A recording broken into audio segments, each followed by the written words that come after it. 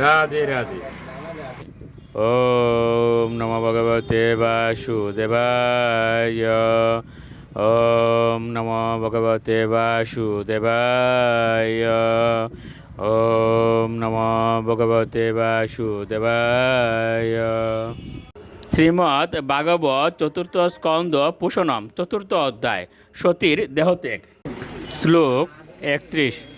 বদতে bomb জনে সত্তা দৃষ্টাসু তে গম অদ্ভুতম তক্ষম তৎপার্শ্বদা অন্তুম উদতিষ্ঠন উদা উদা।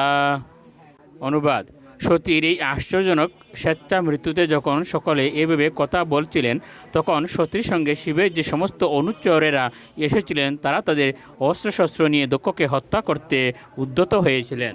শ্লোক 32।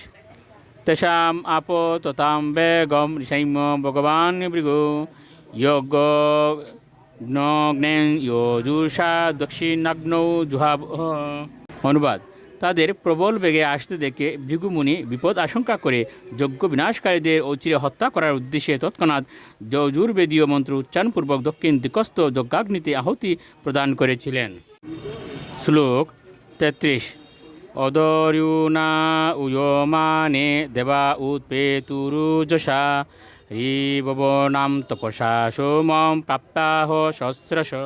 অনুবাদ: ভৃগুমুনি যখন যজ্ঞে আহুতি দিলেন, তৎক্ষণাৎ রিবু নামক আজরাজার দেবতা প্রকট হয়েছিলেন। তারা সকলেই ছিলেন অত্যন্ত শক্তিশালী এবং তারা সোম অর্থাৎ চন্দ্রদেব থেকে তাদের শক্তি প্রাপ্ত হয়েছিলেন। শ্লোক 34। তৈরলাতা উদয় সর্বে প্রমতাসহ গুজ্জকা অন্যমানা দিশু বেজুরুষদ্বীর ব্রহ্ম তেজসা। অনুবাদ: রিবু দেবতারা যখন যজ্ঞাগ্নি থেকে জ্বলন্ত সমিত নিয়ে ভূত এবং গুজ্জকদের আক্রমণ করেছিলেন, তখন সতী সেই সমস্ত অনুচরেরা বিভিন্ন দিকে পলায়ন করেছিলেন। তা সম্ভব হয়েছিল কেবল ব্রহ্মতেজের জন্য। ইতি শ্রীমদ্ ভাগবতে চতুর্থ স্কন্দের সতীর দেহত্যাগ নামক চতুর্থ অধ্যায়ের ভক্তি বেদান্ত তাৎপর্য। রাধে রাধে।